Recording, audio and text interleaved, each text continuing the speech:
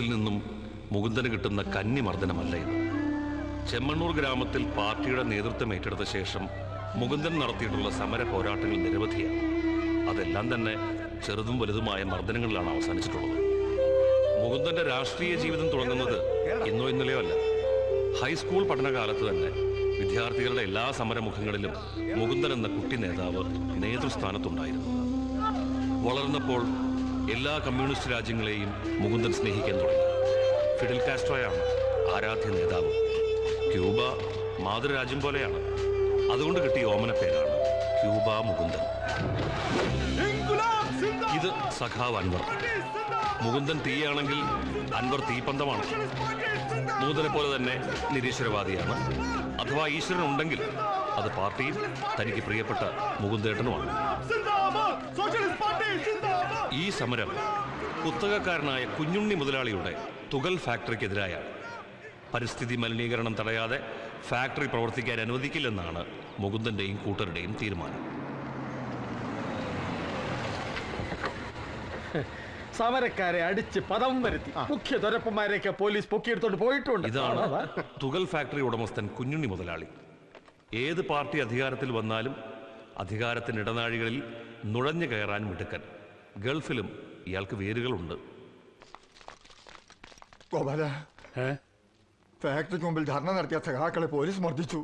ഇവിടെ വിവരം കിട്ടി രാവണി മാഷേ. 5-10 സഖാക്കൾക്ക് നല്ല പരിക്കുണ്ടെന്നാ കേട്ടത്. മുകുന്ദനൊക്കെ ആസ്പത്രിയിലാ. അതും ഞാൻ അറിഞ്ഞു. ധർണയുടെ നേതൃത്വം അവനായതുകൊണ്ട് പോലീസ് കൂടുതൽ ശ്രദ്ധയോടെ അവനെ തല്ലിക്കാണും. എനിക്ക് അവനെ കുറിച്ച് അഭിമാനമേ ഉള്ളൂ. ഒരു നല്ല കാര്യത്തിന് വേണ്ടി സമരം ചെയ്തിട്ടാണല്ലോ മർദ്ദനമേറ്റ് ആശുപത്രിയിലായത്. മാഷ് ഇരിക്കെ. ജോർജേ, എന്താ മാഷക്കൊരു ചായ. ഇരിക്കെ. ഇത് മുകുന്ദന്റെ അച്ഛൻ സൊസൈറ്റി ഗോപാലൻ, നാട്ടുകാരുടെ ഗോപാലട്ടൻ. ദരിദ്രനായി ജനിച്ച് ദരിദ്രനായി ജീവിക്കുന്നതിൽ അഭിമാനിക്കുന്ന വിപ്ലവകാരി. ചെമ്മണ്ണൂരിൽ പാർട്ടിക്ക് അടിത്തറയുണ്ടാക്കുന്നതിൽ പ്രധാന പങ്ക് ഗോപാലട്ടനായിരുന്നു. ഇതാണ് സഖാവ് കരുണൻ, പ്രായോഗിക രാഷ്ട്രീയത്തിൻ്റെ പുതിയ മുഖം, പാർട്ടിയിലെ ബുദ്ധി രാക്ഷസൻ. ആ ബുദ്ധിയിൽ സമരസപ്പെടുക, വിട്ടുവീഴ്ചകൾ ചെയ്യുക തുടങ്ങിയ പുതിയ സൂത്രവാക്യങ്ങളും ഉൾപ്പെടും. ഏണിപ്പടികൾ കയറുമ്പോൾ താഴോട്ട് നോക്കരുത് എന്നാണ് അദ്ദേഹത്തിന്റെ ആപ്തവാക്യം. പാർട്ടി ചാനലിന് പരസ്യം പിടിക്കാൻ പോയതുകൊണ്ട് ധർണയ്ക്ക് എത്താൻ പറ്റിയില്ല. മൂന്ത എന്നും ഇങ്ങനെ അടിയും പിടിയും ഉണ്ടാക്കി നടന്നിട്ട് എവിടെ ചെന്ന് അവസാനിക്കാനാ? ഇന്നാട്ടിലെ ജനങ്ങൾക്കും പാർട്ടിക്കും മുകുന്ദന്റെ ജീവനോടെ ഇനിയും വേണം. അതുകൊണ്ട് ഇത് ആവർത്തിച്ചുകൂടാ. അടിയന്തരമായി എന്തെങ്കിലും ചെയ്തേ പറ്റൂ. എന്ത് ചെയ്യാൻ? ആശുപത്രിയിൽ നിന്ന് ഇറങ്ങിക്കോട്ടെ. ഞങ്ങളെ തല്ലിച്ചതച്ചവന്റെ ഫാക്ടറി ഞങ്ങൾ തീയിട്ട് ചുട്ട് കരിക്കും. അതൊന്നും പ്രായോഗികമായ മാർഗമല്ല അൻവർ. കുഞ്ഞുണ്ണി മുതലാളി ദുബായിൽ നിന്ന് എത്തിയിട്ടുണ്ട്. പാർട്ടിക്ക് നാണക്കേടുണ്ടാകാത്ത വിധം ഒരു അമിക്കബിൾ സൊല്യൂഷൻ എത്രയും വേഗം ഉണ്ടാക്കണം. നമ്മൾ കൂട്ടായിട്ടെടുത്ത തീരുമാനമല്ലേ, എന്നിട്ട് ഇപ്പോഴെന്താ ഒരു കോംപ്രമൈസിന്റെ ഭാഷ? പാർട്ടി സഖാക്കളെ കൊലയ്ക്ക് കൊടുക്കാൻ ഇത്തിരി വിഷമമുണ്ട്. കഴിയുമെങ്കിൽ സമാധാനപരമായി തീർക്കാനാണ് സംസ്ഥാന കമ്മിറ്റിയുടെ നിർദ്ദേശം. എന്തായാലും ഇവിടുന്ന് ഇറങ്ങിയാൽ ഉടനെ നമ്മൾ അയാളെ കാണുന്നു. ഒന്ന് ശ്രമിച്ചു നോക്കാം. എന്തു പറയുന്നു?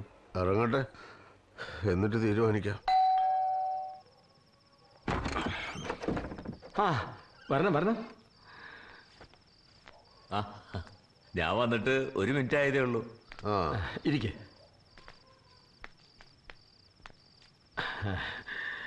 മുകുന്ദൻ എന്നെ തെറ്റിദ്ധരിക്കരുത്. ഫാക്ടറി പരിസരത്തുനിന്ന് സമരക്കാരെ മാറ്റണമെന്ന് മാത്രമേ ഞാൻ പോലീസിനോട് ആവശ്യപ്പെട്ടിരുന്നുള്ളൂ. പക്ഷെ അവന്മാര് കയ്യേറ്റം ചെയ്യുമെന്ന് ഞാൻ വിചാരിച്ചതേ ഇല്ല. മാറാൻ തയ്യാറല്ലാത്തവരെ മാറ്റാൻ ശ്രമിക്കുമ്പോൾ അവിടെ സംഘർഷം ഉണ്ടാവും, പോലീസ് മർദ്ദിക്കും എന്നൊക്കെ മനസ്സിലാക്കാനുള്ള ബുദ്ധി പോലും കുഞ്ഞുണ്ണി മുതലാളിക്ക് ഇല്ല അല്ലേ? ഓട്ടെ, അതൊക്കെ കഴിഞ്ഞ കാര്യങ്ങളല്ലേ മൂന്ത. സഖാവിന് തല്ല് കിട്ടാത്തത് കൊണ്ടാണ് അങ്ങനെ തോന്നുന്നത്. ഞങ്ങൾ വന്നത് കോംപ്രമൈസ് ചർച്ചയ്ക്കൊന്നുമല്ല, നിലപാട് നേരിട്ട് വ്യക്തമാക്കി തരാനാണ്. ഫാക്ടറിയുടെ ചുറ്റുപാടുമുള്ള ഒരുപാട് കിണറുകളിലെ വെള്ളം മലിനമാണ്. മാലിന്യ സംസ്കരണ സംവിധാനമില്ലാതെ ഒരു ദിവസം പോലും ഫാക്ടറി പ്രവർത്തിക്കില്ല. അത് ഞാൻ ചെയ്യാവുന്ന സമ്മതിച്ചല്ലോ, പക്ഷെ സമയമെടുക്കും. അതുവരെ ഫാക്ടറി പൂട്ടിയിട്ടാൽ വരുന്ന നഷ്ടം. ഒരു കാര്യം ചെയ്യാം, മുകുന്ദൻ നിർദ്ദേശിക്കുന്ന 10 പേർക്ക്, സഖാക്കൾ പലരും പണിയില്ലാതെ നടക്കാണല്ലോ, ഞാൻ ജോലി കൊടുക്കാം. പാർട്ടിക്ക് കൈക്കൂലി. മിസ്റ്റർ, ഒരു സാമൂഹ്യ വിപത്തിനെതിരെയാണ് ഈ സമരം, അല്ലാതെ തൊഴിലില്ലായ്മക്കെതിരെയല്ല. നമ്മുടെ ആളുകൾക്ക് ജോലി കിട്ടുന്ന ഒരു നല്ല കാര്യമല്ലേ മൂന്ത? സഖാവ് അങ്ങനെ സംസാരിക്കരുത്. അതല്ല, ഞാൻ സമരം നമ്മൾ വിജയിപ്പിക്കും. പക്ഷേ ഇരുപക്ഷത്തും കൂടുതൽ നഷ്ടങ്ങൾ ഉണ്ടാകാതെ. അതിനാണല്ലോ കോംപ്രമൈസ് എന്ന് പറയുന്നത്. ധാരാളം മെമ്മോറാണ്ടങ്ങൾ സർക്കാരിലേക്ക് പോയിട്ടുണ്ട്. ഈ നാട്ടുകാരെ മാറാരോഗികളാക്കുന്ന ഒരു പരിപാടിയും അനുവദിക്കുന്ന പ്രശ്നമില്ല. കോംപ്രമൈസ് ഒന്നേ ഉള്ളൂ. എത്രയും വേഗം മാലിന്യ സംസ്കരണ പ്ലാന്റ് സ്ഥാപിക്കുക. അതുവരെ ഫാക്ടറി അടച്ചിടുക. കാണാം. മൂന്തൻ പ്ലാന്റ് സ്ഥാപിക്കാൻ രൂപ എത്ര വേണമെന്ന് ഈ തെണ്ടികൾക്ക് വല്ല നിശ്ചയമുണ്ടോ? താൻ എന്താ പറഞ്ഞ സമരം വിജയിപ്പിക്കണമെന്ന്? അത് പിന്നെ പരസ്യമായി തന്നെ എതിർക്കാനുള്ള ചങ്കൂറ്റം വേണം. ഇങ്ങനെ പരസ്പരം പേടിച്ചുകൊണ്ടുള്ള രാഷ്ട്രീയ പ്രവർത്തനം എന്ന് അവസാനിപ്പിക്കുന്നോ അന്നേ താനും തന്റെ പാർട്ടിയും രക്ഷപ്പെടും. ഇവനെ പോലുള്ളവനെ വളർത്തുന്നത് ആപത്താ. അടുത്ത തെരഞ്ഞെടുപ്പിന് ഈ റാസ്കലിനെ കാൻഡിഡേറ്റ് ആക്കാൻ ആലോചനയുണ്ടെന്നാ കേൾക്കുന്നത്. താൻ മുടിയും ചീക്കി കണ്ണടയും വെച്ച് ഇങ്ങനെ നടന്നോ? കാലിനടിയിലെ മണ്ണൊഴുകി പോകുന്നതിന് മുമ്പ് എന്തെങ്കിലും ചെയ്തില്ലെങ്കിൽ ഗോവിന്ദ. എടുത്തു ചാടി എന്തെങ്കിലും ചെയ്താൽ അത് രാഷ്ട്രീയ അബദ്ധമാകും. അവസരം വരുമ്പോ പിടിമുറുക്കുക. അവസരം വരും കുഞ്ഞുണ്ണി മുതലാളി.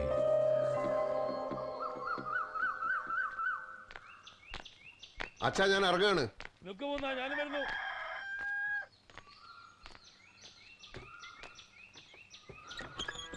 ഇത്രയും രാവിലെ എങ്ങോട്ടാ നീ? മേലുകാവിൽ ഇന്നാണല്ലോ വെട്ടിനിരത്തൽ. ഓ, എന്താണ് വെട്ടി നിരത്തുന്നത്? നെൽപ്പാടം നികത്തി വാഴ വെച്ചിരിക്കുകയാണല്ലോ അവിടെ. ആ വാഴ മുഴുവൻ ഞങ്ങൾ വെട്ടും. വാഴയും ഒരു കൃഷിയല്ലേ മുകുന്ന? ആയിരിക്കാം, പക്ഷെ വാഴക്കൊല കൊണ്ട് ചോറുണ്ടാക്കാൻ പറ്റില്ലല്ലോ. ദോശ, പുട്ട്, ഇഡ്ഡലി, ചോറ്, ചുരുക്കത്തിൽ മലയാളിയുടെ അടിസ്ഥാന ആഹാരത്തിന് അരി തന്നെ വേണം. നെൽപ്പാടം നികത്തിയാൽ അരിക്ക് ഇവിടെ പോകും. ആന്ധ്രാക്കാരന്റെ അരി ലോറി വരുന്നതും കാത്ത് മലയാളി വായും പൊടിച്ചിങ്ങനെ ഇരിക്കണം എന്നാണോ അച്ഛൻ പറയുന്നത്? അങ്ങനെ ഞാൻ പറഞ്ഞില്ല. എങ്കിൽ ആ വിഷയം വിട്ടേക്കൂ. വെട്ടിനിരത്തിൽ പാർട്ടി നയമാണ്, നടപ്പിലാക്കിയേ പറ്റൂ.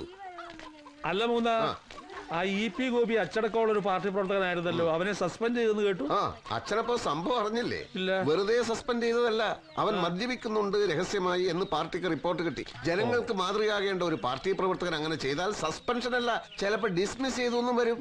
അങ്ങനെ നോക്കിയാൽ ഒരുപാട് പേരെ ഡിസ്മിസ് ചെയ്യേണ്ടി വരുമല്ലോ. ഒരുപാട് പേര് മദ്യപിച്ചാൽ ഒരുപാട് പേരെ ഡിസ്മിസ് ചെയ്യും. റഷ്യയിൽ കമ്മ്യൂണിസ്റ്റ് പാർട്ടി ഭരിക്കുമ്പോ വോഡ്ക കുടിക്കാത്ത നേതാക്കന്മാർ അപൂർവമായിരുന്നു. അങ്ങനെ വോഡ്ക കുടിച്ചാണല്ലോ റഷ്യയിൽ കമ്മ്യൂണിസം തകർന്നത്. അച്ഛൻ ഒന്ന് ഓർക്കണം, പാർട്ടി പിളർപ്പിന് ശേഷം, അതായത് 1964 ശേഷം നമ്മൾ റഷ്യ അംഗീകരിക്കാറില്ലല്ലോ. ആ, 64 മുമ്പ് വോഡ്ക കുടിച്ചിരുന്ന നേതാക്കന്മാരെ നമ്മൾ അംഗീകരിച്ചിരുന്നു. അത് പിന്നെ പാർട്ടിക്ക് തെറ്റുപറ്റിയതാണ്. തെറ്റുപറ്റിയാൽ 30 or 40 വർഷം കഴിഞ്ഞാലും പാർട്ടി അത് തിരുത്താറുണ്ടല്ലോ. ആ, അത് ശരിയാ.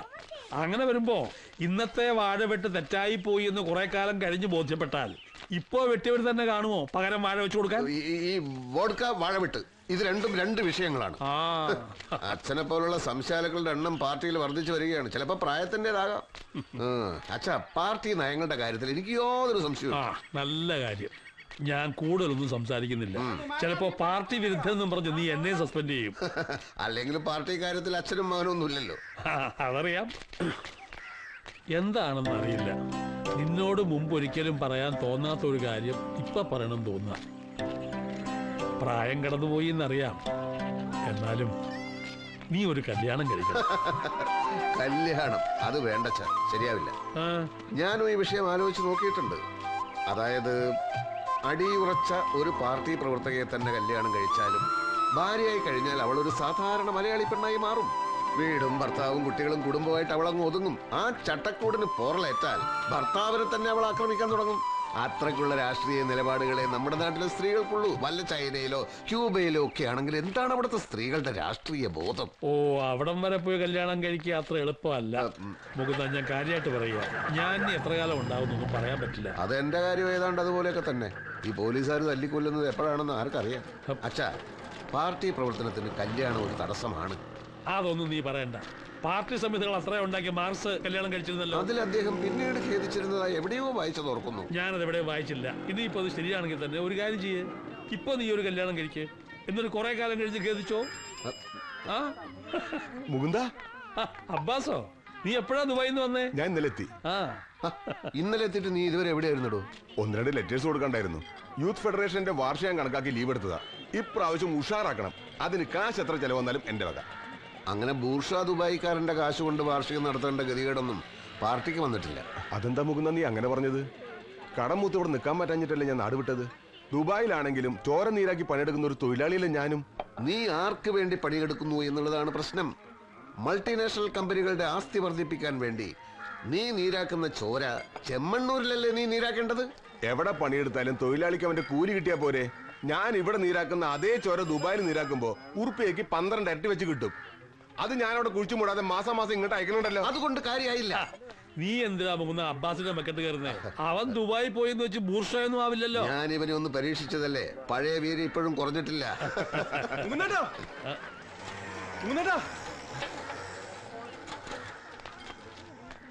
തിരുവനന്തപുരത്ത് രാമകൃഷ്ണ വക്കീൽ വിളിച്ചിരുന്നു. ഫാക്ടറി പൂട്ടാൻ സർക്കാർ ഉത്തരവായി. ഇൻകുലാബ് സിന്ദാബാദ്, ഇൻകുലാബ് സിന്ദാബാദ്, ഇൻകുലാബ് സിന്ദാബാദ്, ഇൻകുലാബ് സിന്ദാബാദ്. പൂട്ടിച്ചേ പൂട്ടിച്ചേ ഫാക്ടറി ഞങ്ങൾ പൂട്ടിച്ചേ, പൂട്ടിച്ചേ പൂട്ടിച്ചേ.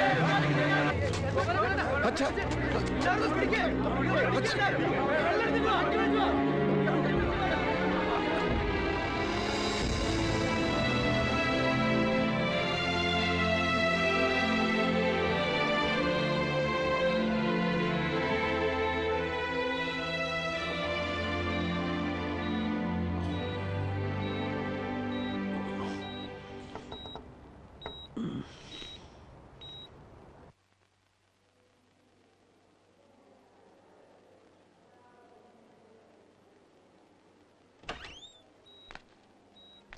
എന്താ പക്ഷേ? കോഓപ്പറേറ്റീവ് ബാങ്കിന്റെ മാനേജർ കൃഷ്ണവാര്യർ വന്നിട്ടുണ്ട്. അച്ഛനെ കാണാനാണോ? കണ്ടോട്ടെ. അതല്ല, വേറെന്തോ കാര്യം പറയാനാ. ആ, അച്ഛൻ എങ്ങനെയുണ്ട്? അതേ അവസ്ഥ തന്നെ. എന്താ വരേ? അല്ല, ഈ സമയത്ത് ഞാനിതിവിടെ പറയാൻ പാടുണ്ടോ എന്ന് എനിക്കറിയില്ല. സൊസൈറ്റിയും ബാങ്കും ഒക്കെ പാർട്ടിയുടെ ആണെങ്കിലും ബാങ്കിലെ മാനേജർ എന്ന നിലക്ക് എനിക്കൊരു ഉത്തരവാദിത്വം ഉണ്ടല്ലോ. ഇടയ്ക്കെപ്പോഴെങ്കിലും ബോധം തെളിഞ്ഞപ്പോ മറ്റേ കാര്യത്തെക്കുറിച്ച് എന്തെങ്കിലും പറഞ്ഞിരുന്നോ? എന്ത് കാര്യം? നെല്ല് സംഭരിച്ച് അരിമില്ല് തുടങ്ങാൻ വെച്ച ഫണ്ടിൽ നിന്ന് എടുത്ത കാശാണല്ലോ. ആര് കാശെടുത്തു? സൊസൈറ്റിയുടെ എന്തോ അത്യാവശ്യത്തിന് ഗോപാലേട്ടൻ ബാങ്കിൽ നിന്ന് 20 ലക്ഷം രൂപ എടുത്തിരുന്നല്ലോ. സൊസൈറ്റിയുടെ അത്യാവശ്യത്തിനോ? അങ്ങനെ ഒരു കാശിന്റെ ആവശ്യം വന്നിട്ടില്ലല്ലോ. ഇന്നലെ വരെയുള്ള കണക്കുകളൊക്കെ ഞാൻ നോക്കിയതാണല്ലോ. അതെനിക്കറിയില്ല. ബാങ്കിൽ നിന്ന് പിൻവലിച്ചതിന് ബാങ്കിൽ തെളിവുണ്ട്. സൊസൈറ്റിയുടെ ആവശ്യത്തിന് ഉപയോഗിച്ചില്ലെങ്കിൽ പിന്നെ ഗോപാലേട്ടനെ പണം എന്ത് ചെയ്തു? മുകുന്ദനോട് ഇതിനെപ്പറ്റി വല്ലതും പറഞ്ഞിട്ടുണ്ടോ? എനിക്കൊന്നും അറിയില്ല.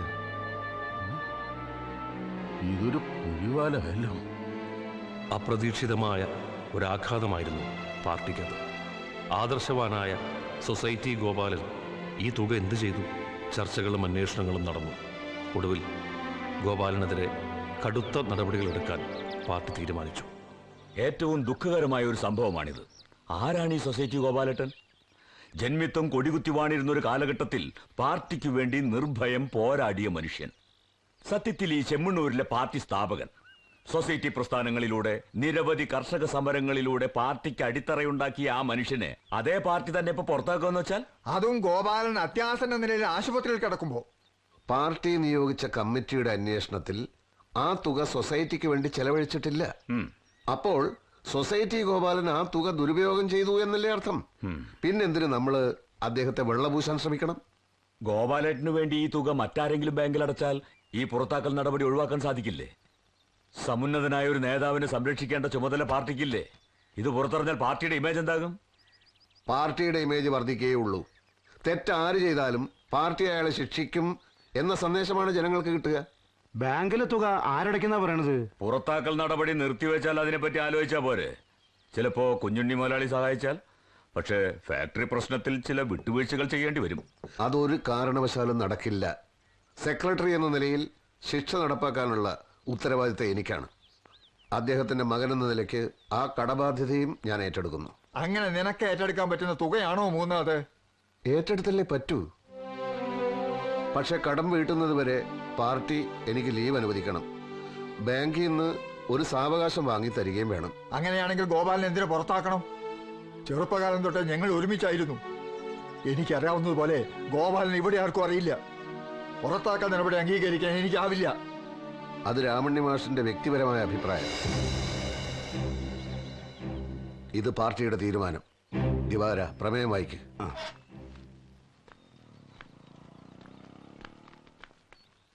സഖാക്കളെ, പാർട്ടി നിശ്ചയിച്ച പ്രത്യേക അന്വേഷണ സംഘത്തിന്റെ പ്രാഥമിക നിഗമന പ്രകാരം സഖാവ് സൊസൈറ്റി ഗോപാലൻ എന്ന ചിറ്റയെഴുത്ത് ഗോപാലിനെ പാർട്ടിയുടെ പ്രാഥമിക അംഗത്തിൽ നിന്നും സസ്പെൻഡ് ചെയ്യുവാൻ ഗോപാലേട്ടൻ പോയി.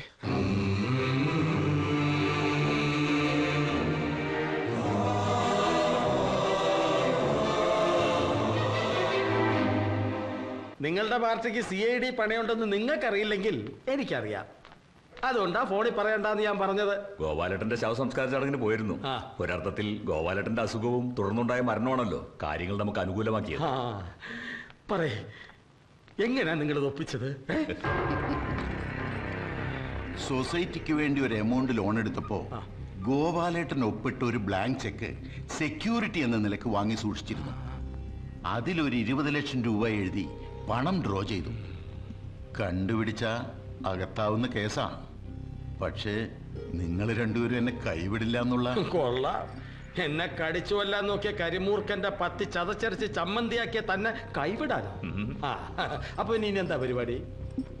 കരുതലോടെ നീങ്ങണം. ചിലതൊക്കെ മനസ്സിലുണ്ട്. ഒക്കെ ഞാൻ അപ്പൊ പറയിക്കാം. എനിക്ക് അടിയന്തരമായി തിരുവനന്തപുരത്ത്. ആരുടെ അടിയന്തരം? അവിടെ സ്റ്റേറ്റ് കമ്മിറ്റി നടക്കുക. ഞാൻ ചെന്നിട്ട് വിളിക്കാം. ഓക്കെ.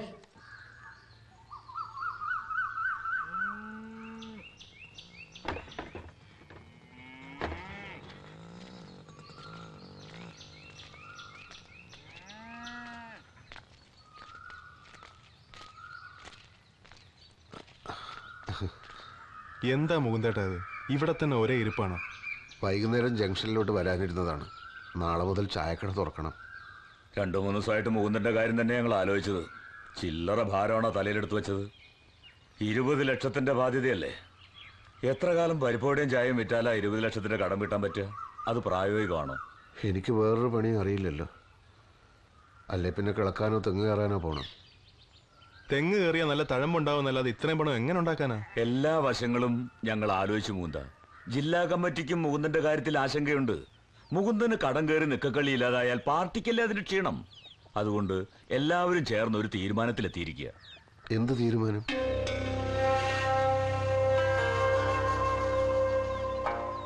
മുകുന്ദേട്ടൻ എന്തായാലും പാർട്ടിയിൽ നിന്ന് ലീവ് എടുക്കാൻ തീരുമാനിച്ചിരിക്കുകയല്ലേ. ആ സമയം എന്ന് വെച്ചാ 2-3 കൊല്ലം ദുബായ് പോയി ജോലി ചെയ്തൂടെ? ഐസ് മിഠായി വിറ്റ് നടന്നിരുന്ന കുമാരൻ, കൂലിപ്പണിക്കാരൻ വാസു, ആശാരി ബാലൻ, അങ്ങനെ എത്ര പേരാ ഗൾഫിൽ പോയി ലക്ഷപ്രഭുക്കളായത്?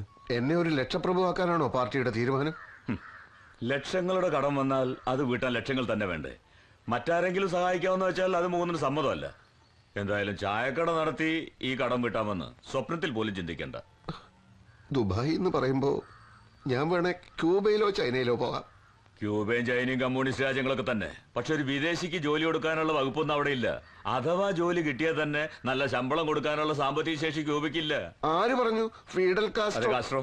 മൂപ്പര് നിരന്തരമായി അമേരിക്കയുമായി സംഘർഷത്തിലായതുകൊണ്ട് അവിടെ സ്ഥിതിയൊക്കെ അല്പം മോശം. നല്ലതുപോലെ ചിന്തിച്ചിട്ടാ മുകുന്ദേട്ടാ ഞങ്ങൾ പറയുന്നത്. കരുണേട്ടൻ അനുദ്രവൻ സിദ്ധാർത്ഥൻ ദുബായിലുണ്ട്. അവൻ മുഖേന ഒരു വിസ സംഘടിപ്പിക്കാൻ ഒരു പ്രയാസവുമില്ല. ജില്ലാ കമ്മിറ്റി പറയുന്നത് മുകുന്ദനെ പോലെയുള്ള ഒരു നേതാവിന്റെ ആവശ്യം ഇപ്പൊ ദുബായിലുണ്ടെന്ന. ആയിരക്കണക്കിന് മലയാളികൾ ജോലി ചെയ്യുന്ന സ്ഥലമല്ലേ. അവർക്ക് പ്രശ്നങ്ങളുണ്ട്. അവർ സംഘടിതരല്ല. മുകുന്ദന് അവർക്കിടയിൽ കാര്യക്ഷമമായി പ്രവർത്തിക്കാൻ കഴിയുമെന്നാണ് ജില്ലാ കമ്മിറ്റിയുടെ വിലയിരുത്തൽ. പ്രവാസികൾക്ക് വോട്ടവകാശം ലഭ്യമാക്കാനുള്ള ചർച്ചകൾ നടക്കുകയാണല്ലോ. അതുകൊണ്ട് എത്രയും വേഗം നമ്മുടെ വഴിയിലേക്ക് അവരെ കൊണ്ടുവരേണ്ടതും അത്യാവശ്യമാണ്. മുകുന്ദനൊന്നും അറിയണ്ട. എല്ലാം ഞങ്ങൾ നോക്കിക്കോളാം. ദുബായിക്ക് പോകാൻ മാനസികമായി തയ്യാറെടുക്കുക. അത്രയും മുകുന്ദൻ ചെയ്യേണ്ടതുള്ളൂ.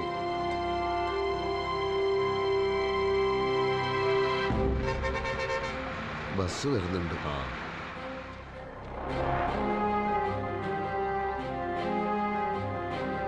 വിഷമിക്കണ്ട. ഇതൊരു സ്ഥലം മാറ്റായിട്ട് കരുതിയാൽ മതി. മാറാത്തതൊന്നേ ഉള്ളൂ മാറ്റം എന്ന് മാർസ് പറഞ്ഞിട്ടുണ്ടല്ലോ. കടബാധ്യത തീർക്കാനാണെങ്കിലും അവിടുത്തെ തൊഴിലാളികൾക്കിടയിൽ പ്രവർത്തിക്കാനാണല്ലോ ഞാൻ പോകുന്നത്.